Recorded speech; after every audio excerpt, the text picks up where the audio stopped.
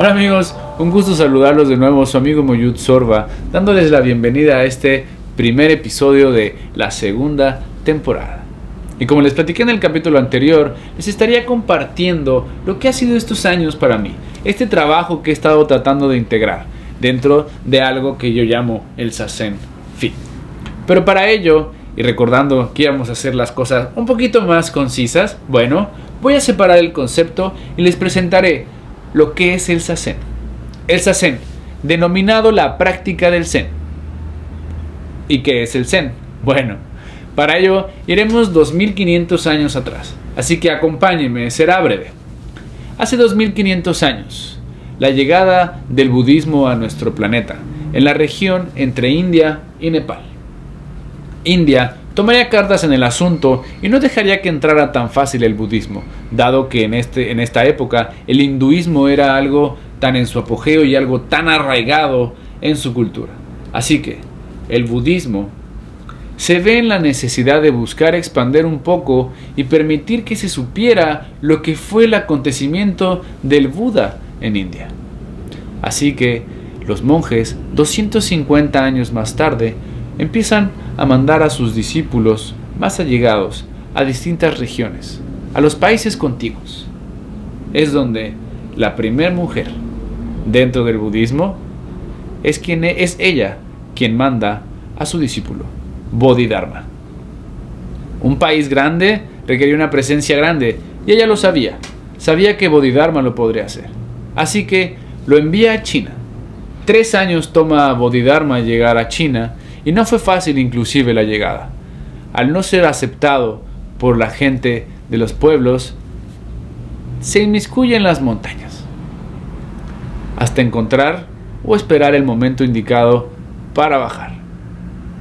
Es así cuando China sufre un desastre. La plaga se hace presente.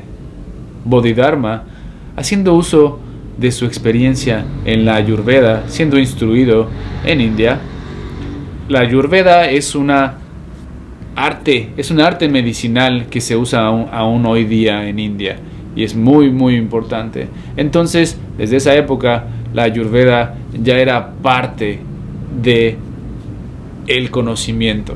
Así que Bodhidharma hace uso de la misma y ayuda al pueblo. Es así como el pueblo entra en confianza con Bodhidharma, pero aún así es visto como un foráneo, como un extranjero. El siguiente acontecimiento sucede cuando el pueblo es atacado por los rebeldes. Ahí, Bodhidharma ahora hace uso de su experiencia en las artes marciales. ¿Quién lo diría? ¿Un monje? Pues sí. Al defender al pueblo, el pueblo se ve maravillado por esta persona Bodhidharma y les pide que por favor lo instruya en todo su conocimiento y su sabiduría. Hoy día, este monje y estas artes marciales son conocidas como la enseñanza en los templos Shaolin. El Kung Fu y todo esto que vino a hoy día a ser como parte fundamental de China, bueno, fue enseñado por un monje indio proveniente de India. ¿Quién lo diría? Pero bueno, un dato más. Así que Bodhidharma se hace conocer en China. Tiempo después, el emperador pide que esta persona se presente ante él. La Ayurveda, las artes marciales. ¿Qué otro tipo de sabiduría traería esta persona? Pero Bodhidharma decide hacer caso omiso y Bodhidharma se va hacia la montaña. Encuentra una cueva y se sienta, postrado frente a una pared. El emperador no lo puede creer y no lo puede entender y pide que vayan y que traigan a esa persona. ¿Cómo es posible que haya no hecho caso a una orden directa del emperador? Pero Bodhidharma no hace caso. Y durante 9 años permanece sentado frente a la pared de esta cueva. Después de este tiempo, uno de los monjes de los templos en los cuales ya se entrenaban estas artes marciales en un templo Shaolin, decide no esperar más, no esperar a que el maestro se presente y decide ir. Así que él va y se postra fuera de la cueva y espera, sentado, de la misma manera en que Bodhidharma. Pasan los meses y Bodhidharma no hace nada, no se inmuta. Es entonces cuando el monje decide cortarse el brazo y arrojarlo dentro de la cueva y le dice: si no quieres que lo siguiente que ruede ante tus pies sea mi cabeza, acéptame como tu discípulo. En ese momento Bodhidharma se pone de pie, se acerca a la puerta de la cueva y le dice: tú serás mi primer discípulo, te había estado esperando. Y es ahí, amigos, donde empieza esta transmisión de la enseñanza Zen. Durante 9 años lo que aconteció fue esta creación del Zen. Lo que sucedía también dentro de Bodhidharma. Entonces imagínense el tener esta experiencia 9 años frente a la pared. ¿Cómo podían ustedes transmitir eso? Solamente haciéndolo, con la práctica. Es por eso que se crea el Zazen. El Zazen no es más que la práctica del Zen.